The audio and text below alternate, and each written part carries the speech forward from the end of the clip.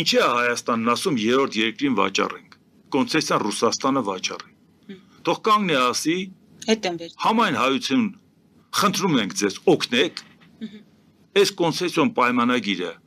28 թվականից մեկ է երկարացվի ենթադրենք մինչև ասենք 2036 թիվ, որ ասենք ենթադրենք նայեն ինչա կատարվում, հա, բերեք բան անենք, հիմա մենք վերցնենք,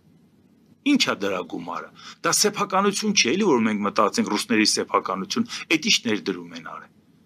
եթե դու դա էլ չես անում,